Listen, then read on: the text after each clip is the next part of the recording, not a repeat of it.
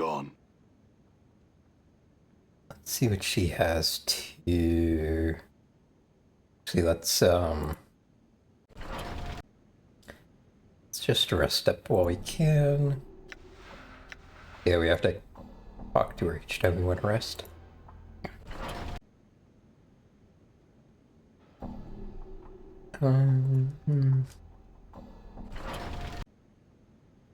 Okay. Almost fully healed, but let's see.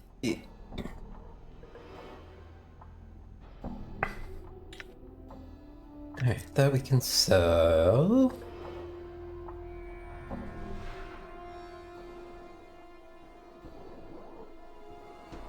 Should I get magic missile?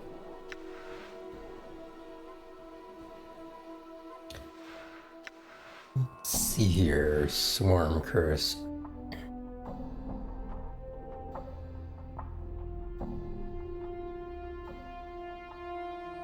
This looks really good against other mages, although saving throw negating it is kind of annoying.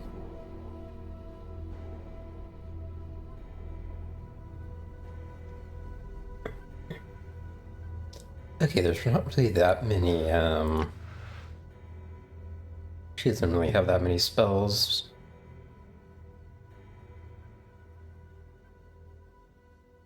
Let's see here. Okay. I can buy that for Dakan.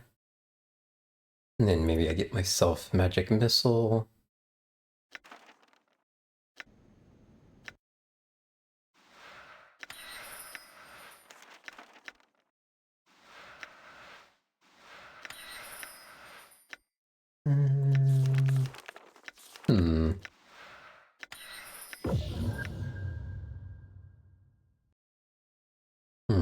Okay, that's not enough to have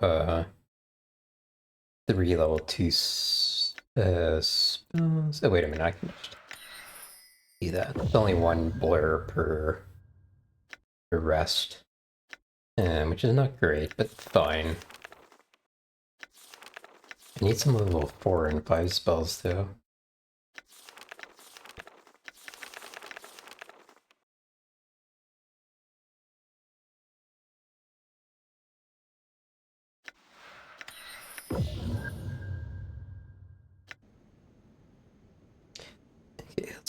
Okay, let's go check the tattoo shop now. We should have enough to get at least 2 good tattoos. All right. I'm gone.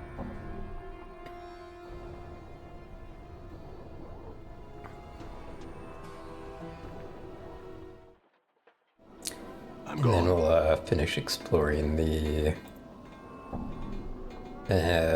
northwest area. All right. Oops. I will hear you. Hey, Done. we're being watched, Chief. Just look natural. Casual.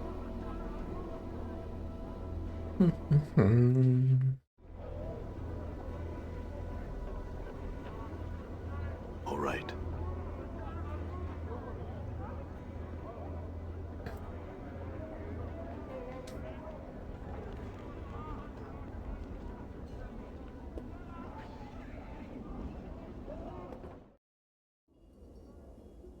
Alright.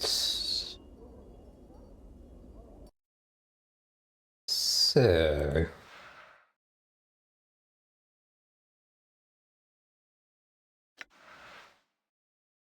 let's see what we got here. So, +1 to intelligence and memorize additional spells. That costs a lot though, 3,600.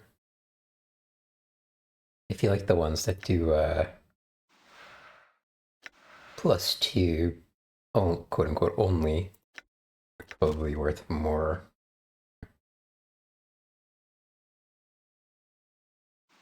Greater health, +2 constitution. I wonder if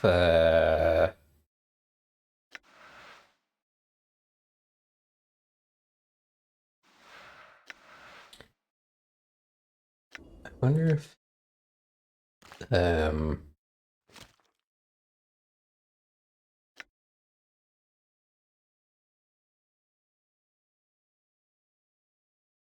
sorry, I lost my train of thought. I wonder if It is I.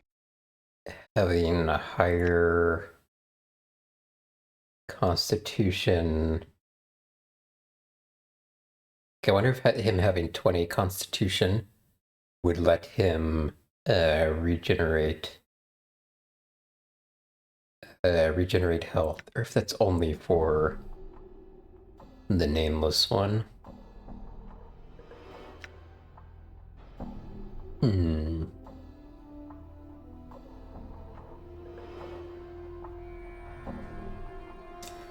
He also kind of has a low intellect for a mage. Maybe I should get him a less intellect item. Okay, let me just test this real quick. Grow strong. See if this gives him regeneration or not. I guess the other option is this +2 to armor class. It's pretty good. That would be pretty good as well.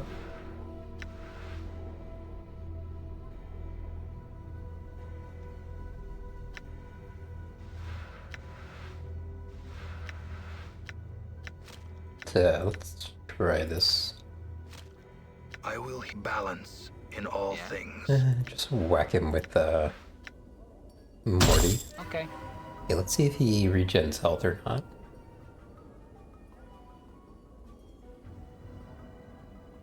It is I.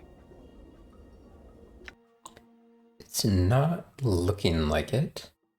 The flesh knows that it suffers, even when the mind does not.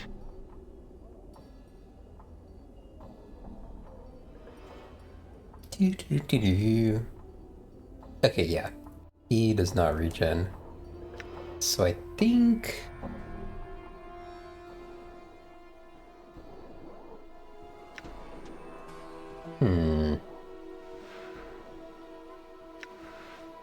I hear your words. I think we can go with the armor class.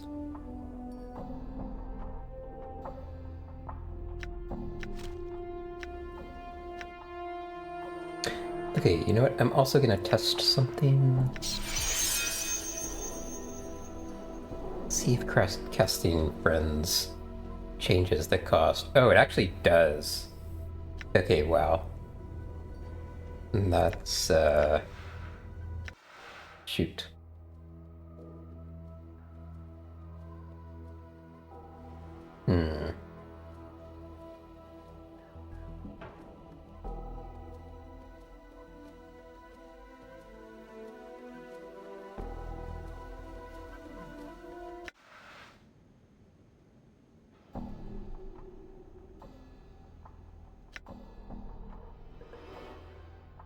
Okay, I don't care that much, I don't think. Okay, yeah, this will... I hear your What's up? words. So yeah, I should remember that. Best friends, this will decrease how much these things cost. Like for this one would be like major savings. That would be what? 900 in savings? Okay, let's do greater warding and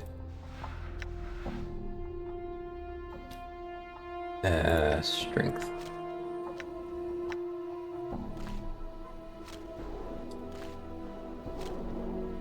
Bump his strength up to 20. It is AC down to -2. That's very good. Alrighty. Anything else I want to buy here? I could,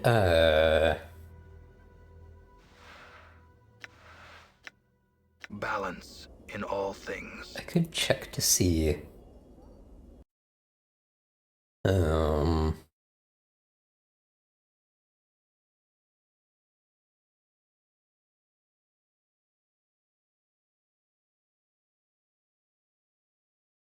insight, plus 1 intellect.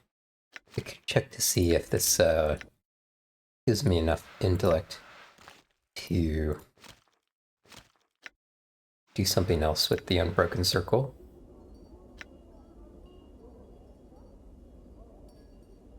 Doesn't seem like it.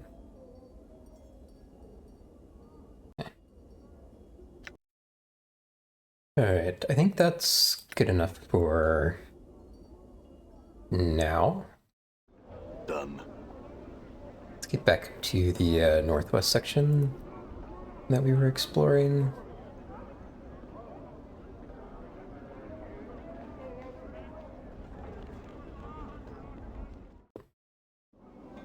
All right.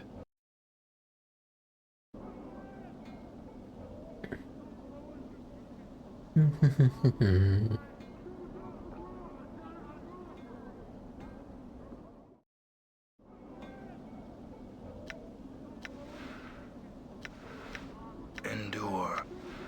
In enduring, you are strong.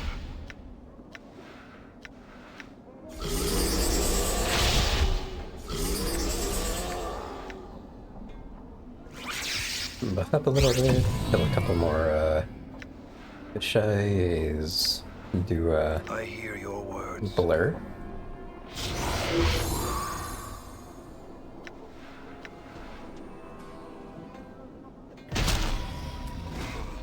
They get buffed up again. Kinda whoa. Done. I'm shocked that he's hitting me that easily. I'm gone. What's my -4 AC? Yeah, I'm gone. it's kind of surprising that he was able to hit me so many times like that.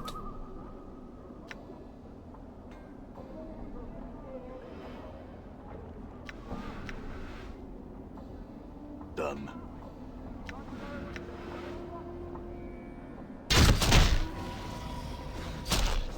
Is he attacking it?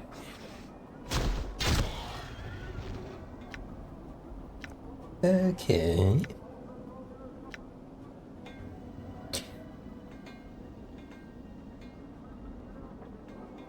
Just check up here, make sure if there's any more of those things wandering around for me to kill. Okay, doesn't look like it. Alright, so let's hey, can now finish exploring this area. This is presumably just a regular old collector.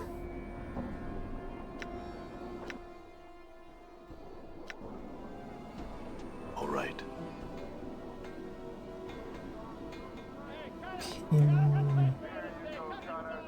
Alright, we're gonna be on the lookout for named characters. Is this something we can go in, the flop house? Alright, here we go. Named character Mahalt.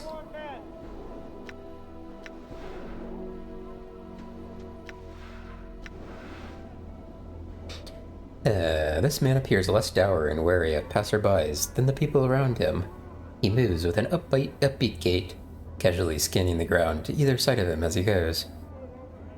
As you approach, he nods a friendly greeting. Greetings. Hello, Cutter. Say, you seen any debtors about? None nearby, no. I had some questions. Too bad, he shrugs. Had some questions, did you? Ask away then.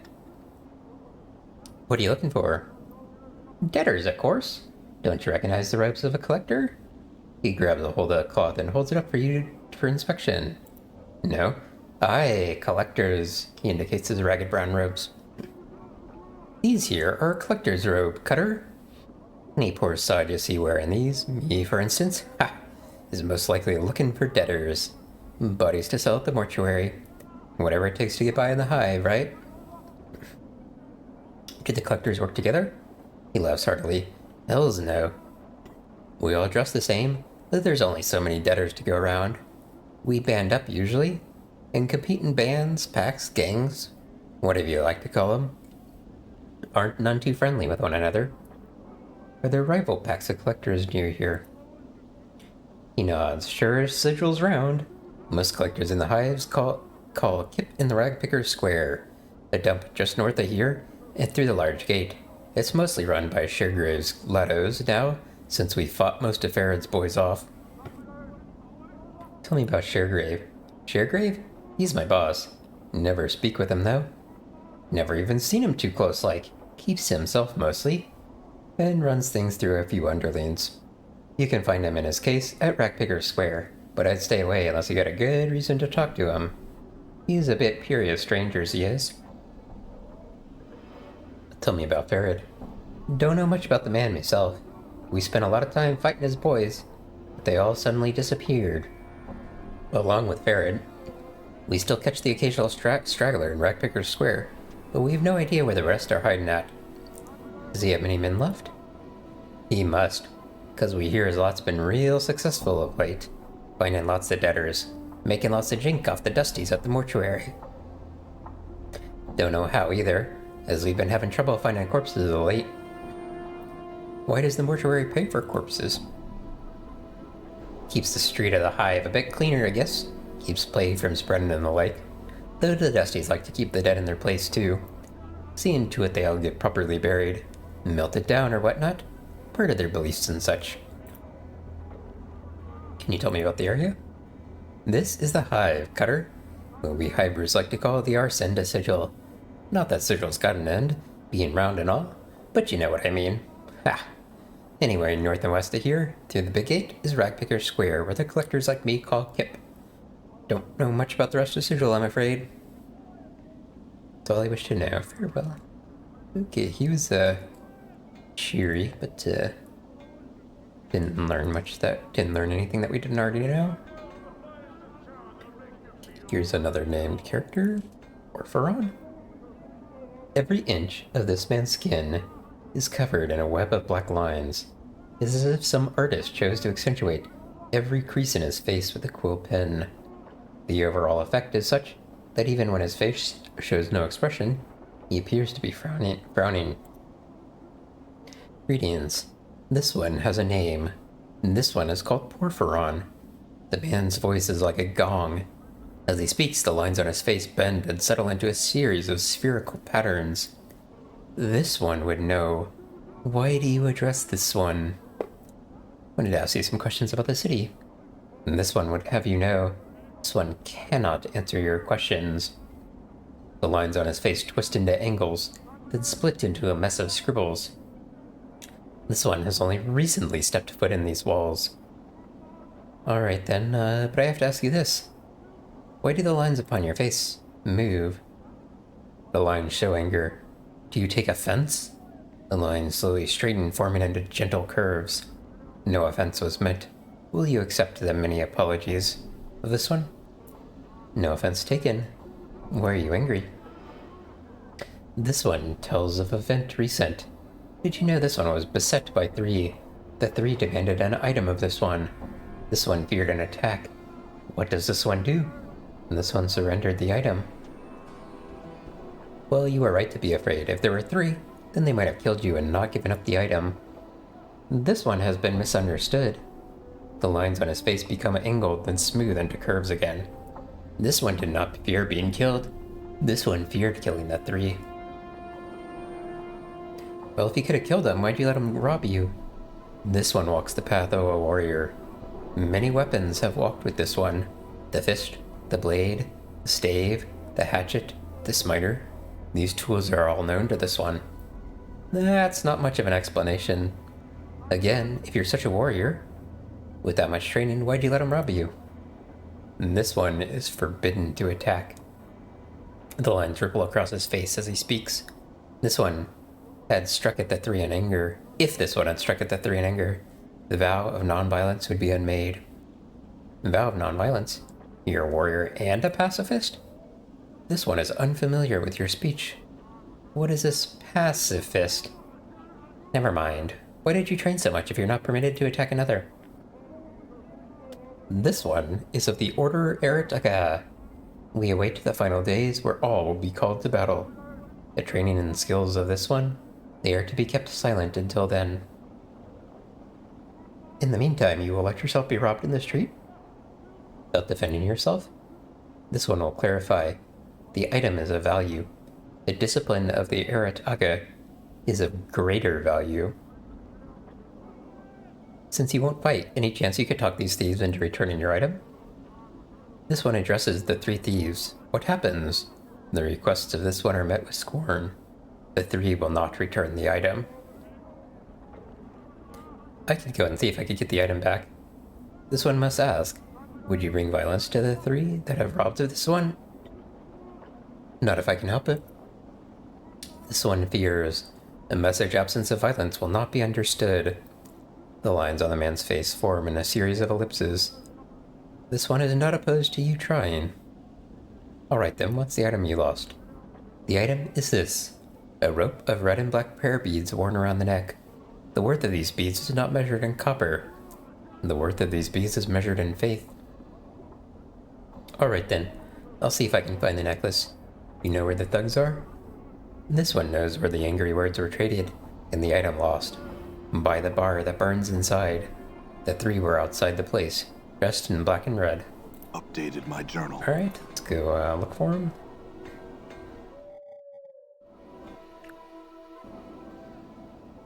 And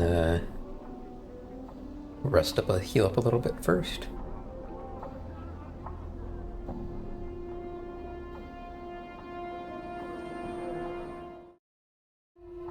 It'll also let me Done. cast friends in case having a high charisma will help me out here. Done.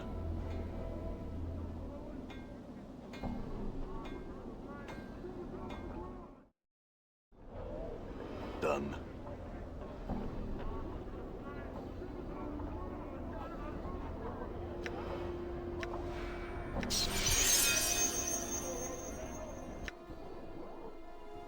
$22 charisma? Surely we can talk him out of it with that much. And how can I help you then, Governor? The man's face breaks into a sneer. Looks to me I needs a healer. You one of the ones that robbed a monk in the hive, took his prayer bead necklace? Some saw it with lines scrawled all over his face. Claimed he could put us all in the dead book. Yeah, lets him rob him blind. The man gives a slow, toothless smile. Never even heard of such a sod, I haven't. Perhaps we can come to an agreement. The necklace is of no value to anyone not of his order. Perhaps I could buy it from you. The man frowns. Nope, I'm attached to it. Can't let it go. Except for a hefty bit of coin. Say 15 copper? About 10. Well, alright. It's an ugly thing anyway. Here you go. Done.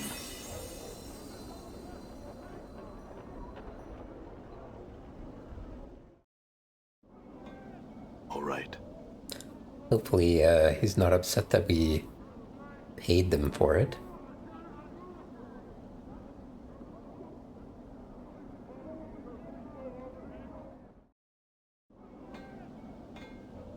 All right.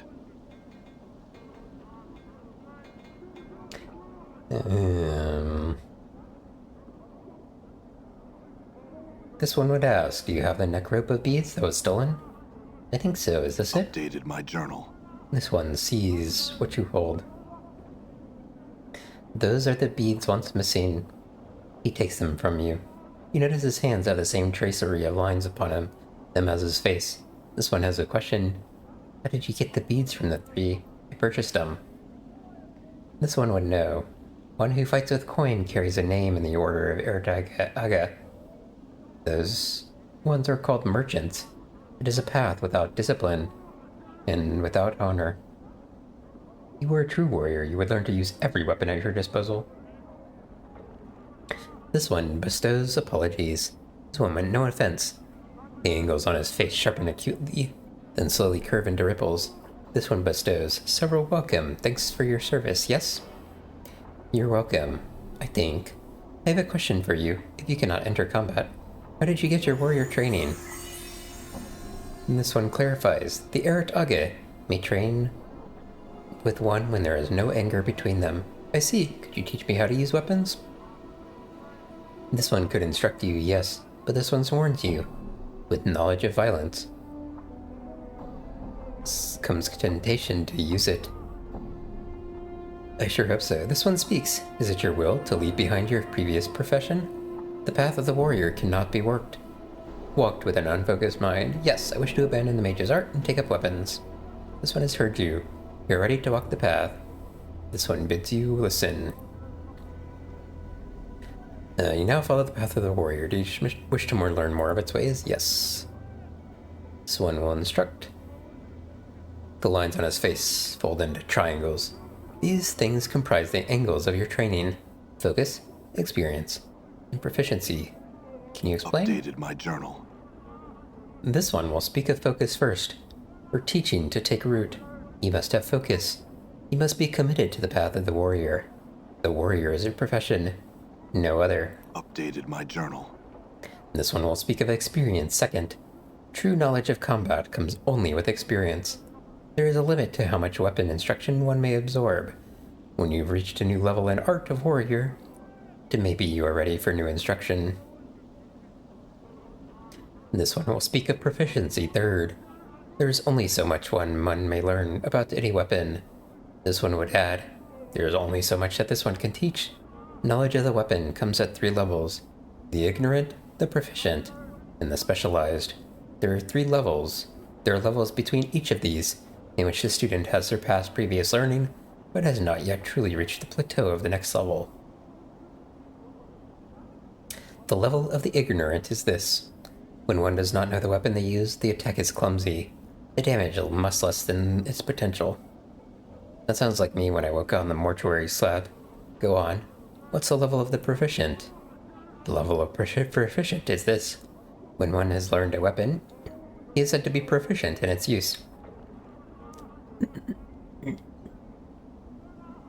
The attacks are no longer clumsy. They come swift and surely. And the specialist? Updated my journal. The level of the specialist is this. When one goes beyond proficiency, he becomes specialized in the use of a weapon. The weapon is no longer a tool, but an extension of will. Can you teach me? This one was trained in the hand, the blade, the stave, the hatchet, and the smiter. Of which would you like to know? Let's do daggers. One who would use a dagger.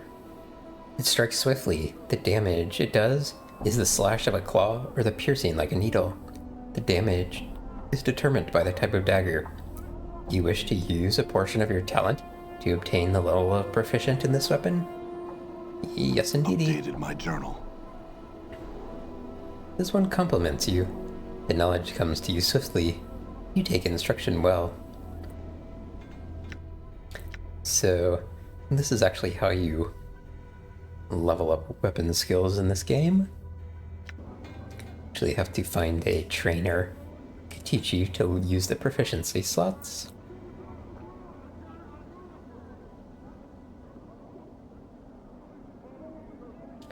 More doubt daggers. Updated my journal. So now we have... oh.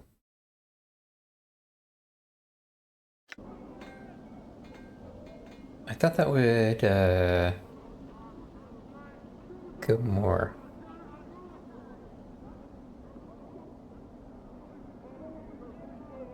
Yeah, this one could teach you no more.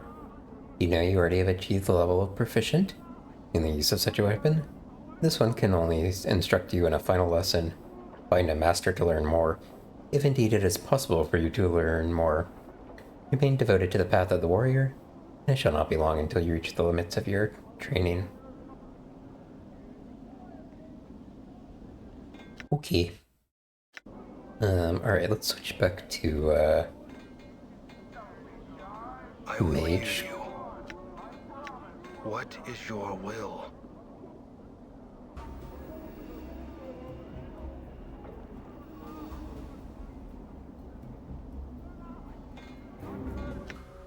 So when you switch back to mage, you, keep the level of proficiency learned.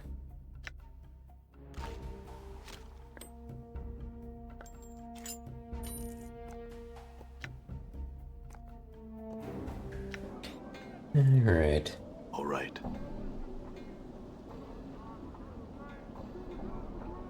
Kill a couple more Abishais. Balance. in all things.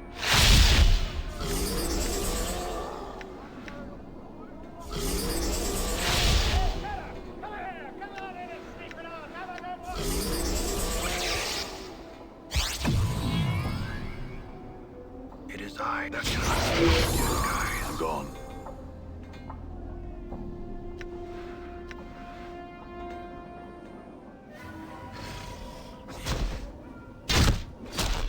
What's up? Okay.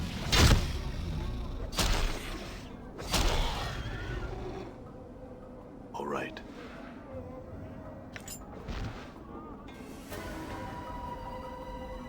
You can get him before he runs off the edge of the map here. The Karak sing. Damn.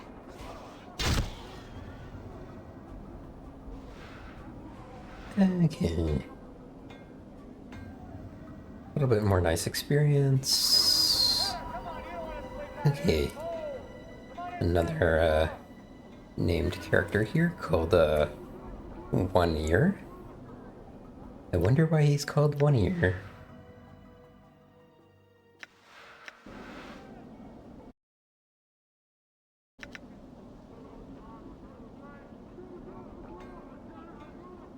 You see a shady-looking fellow standing before you, picking his teeth with what appears to be a tiny metal fork.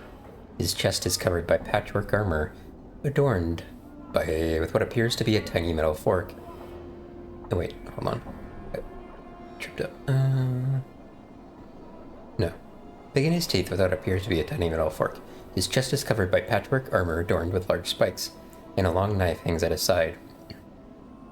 You notice he's missing his right ear. Updated my journal. Greetings. He regards you coolly from the shadows, as if sizing you up. Got some questions. The one-eared tiefling scowls at you threateningly. Pike off, Burke, or I'll have your guts for gutters. If it's gutters you're after, I just happen to have a pair. Your mother left them in my bed last night. Okay, I thought maybe that would get us into an insult fight. Updated my journal. What's my journal say here? Someone not to be trifled with. I wonder if he comes into play later. Also, I wonder if I can talk to him. It's not. Okay. Looks like one more named character in this area. Lise, you see a man who is looking at the buildings with some confusion. He looks lost and is mumbling to himself. Greetings. The man looks relieved. At the last, I beg your indulgence, good sir. I seem to have gotten turned around in this maze of streets. He chuckles uncomfortably. I'm afraid this area of the city is somewhat... He glances around apprehensively. Unknown to me. The residents seem most unwilling to extend aid to a visitor. He looks at you hopefully. Could I prevail upon you to help me, perchance? Certainly. Where are you trying to go? I seek the house of my Aunt Marguerite. She's reported to dwell in a house close to the mortuary, but the street layout seems to have changed since my last visit. Do you know the house which I speak? I'm afraid I've never heard of such a place. The man frowns in disappointment. I suppose it would be too good fortune to hope that you would know of such a place. He nods slightly in thanks. Well, I thank you for your time, good sir. If it is most welcome in these streets. You're about to turn away when you suddenly have a feeling that something is amiss. Suspicious. You glance at the man again, just in time to see him withdrawing his hands from your purse. You can't be sure, but you think he might have taken something from you. Bait the man into pickpocketing you again and observe his technique. You engage the man in light conversation and secretly study his movements. This man seems to rely on two things. One, pretending to be a high-class citizen out of his element to lower the target's guard, and two, distracting the mark by having the victim point out directions. When the victim turns to point out a street or landmark, the man skims the mark's purse and tucks items into his conveniently long sleeves. You make a mental note of his technique, just as he makes another grab for your purse. Grab his hand. Your hand snaps out and wraps around his wrist in a crushing grip. The man gives a yelp and desperately strives to yank it free. Quit, stop struggling, or I'll keep your hand. There must be something in your tone, because he stops struggling instantly. He seems to wilt beneath your gaze. Return what you stole from me, now. He nods and begins to empty his pockets. He gives you a handful of coins, far more than he stole from you. The total must come to a few dozen coppers. No, you keep the rest. I only want what you stole from me. He looks at you in surprise, as if you're tricking him. Then he shrugs and puts the excess back into his pockets. Let him go and leave. Oh, yeah. Went hostile there. I'm gonna check. I assume that's probably all I would needed to get out of him. But I'm gonna double check. Since he ran off.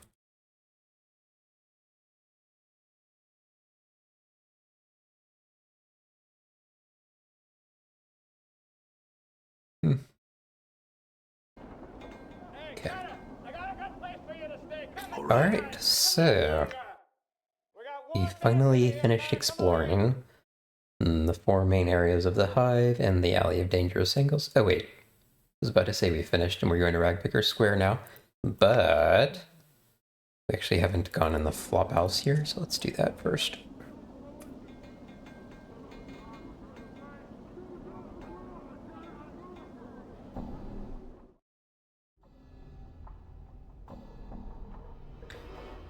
Okay, first let's see if we can look in these things without getting people mad at us. All right. We can, but they're empty.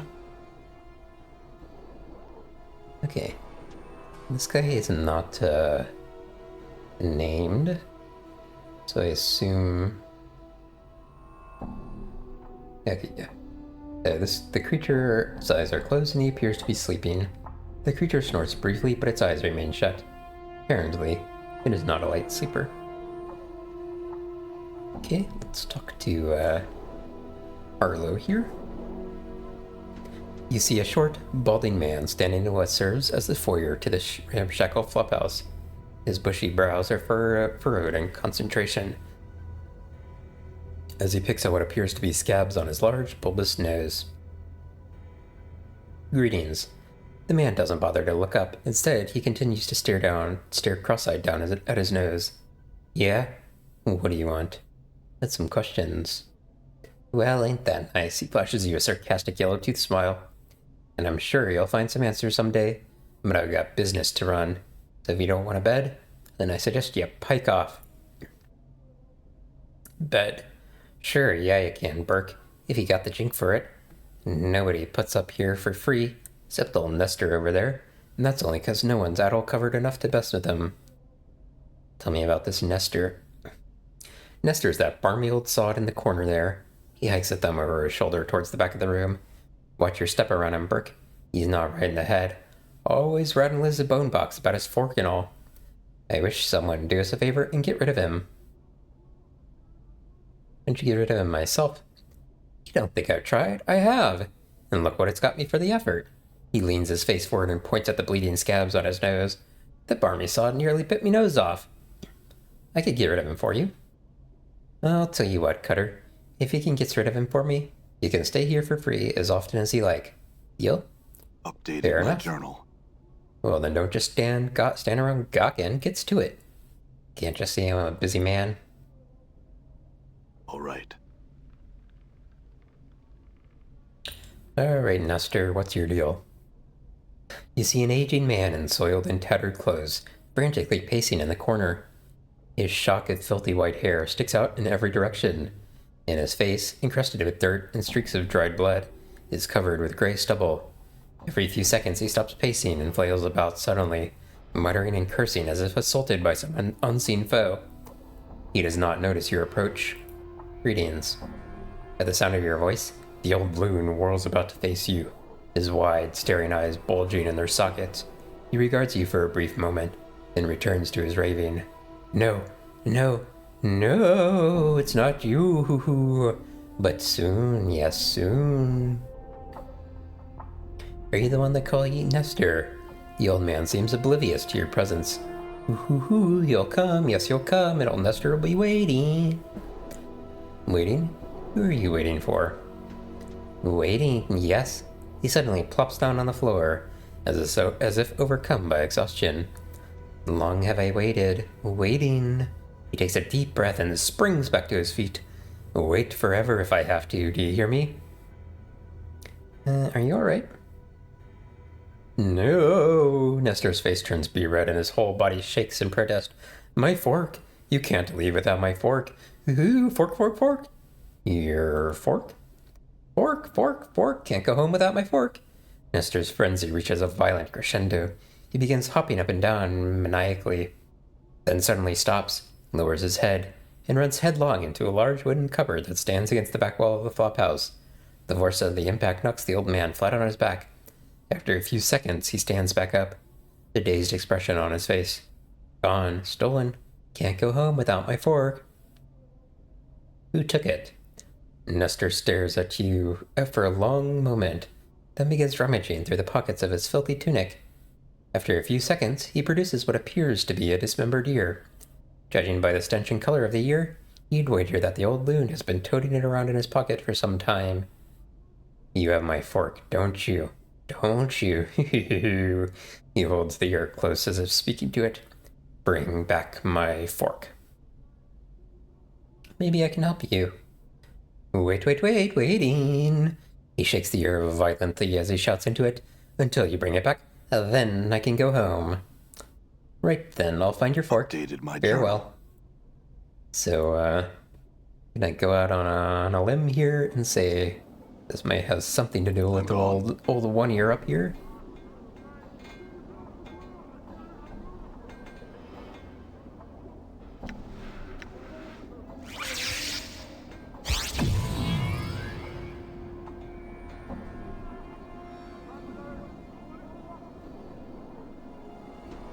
You wouldn't have happened to lost that ear while robbing an old man here in the hive, would you? I don't know what you're talking about, Burke. He glares at you angrily. Now I suggest you get your mangled carcass out of my sight before I carve my name into you. Certainly, just give me the fork you stole from him and I'll be on my way. With a flash and movement too quick to follow, he whips his knife from his sheath and begins waving it menacingly before you. Why don't you come and take it, Burke? Why don't you put that blade away before you get hurt? Yeah, sure do have a sharp tongue, Burke. I think I'll cut it out and feed it to you. Wonder if there's a non-violent solution to that? Perhaps if you have a higher charisma?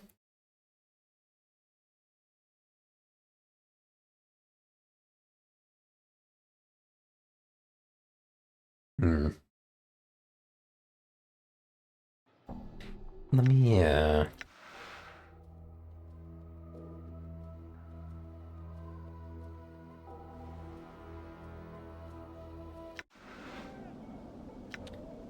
have, friends? No. I'm gone. Okay, let me go rest and get my friends back real quick. I'm gone. And see if that's enough to, convince him non-violently.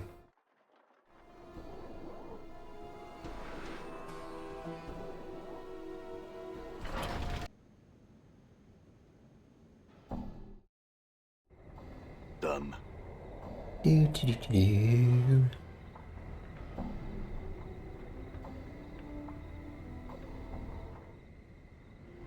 I'm gone.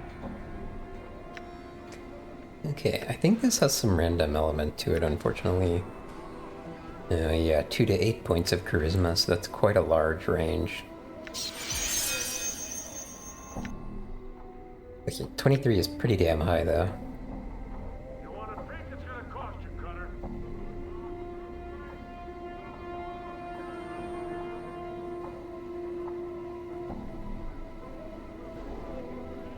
Okay, we'll Didn't seem to actually, so I didn't save after I cast Friends. Get a much lower 23. Okay. And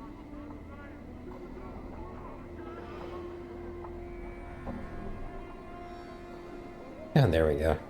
So not only do I need a good charisma, I also need to say exactly the right thing. Just curious, behind every scar is a good tale.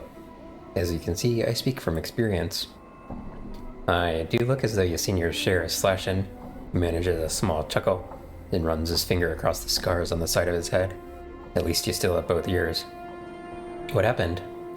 A while back, I bobbed an old petitioner's sod.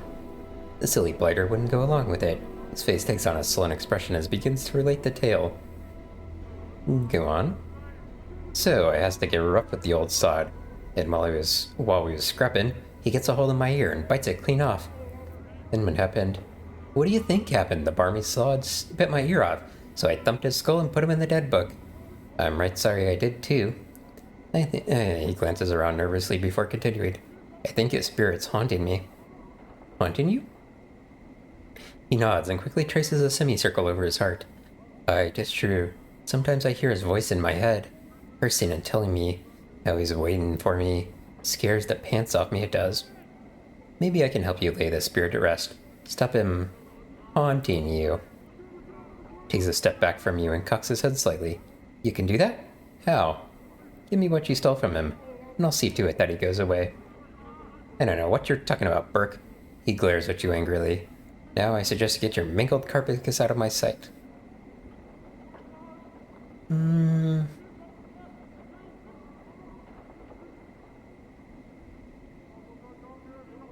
Okay, we didn't quite do that fully peacefully. We might have to go a bit more chaotic to convince him.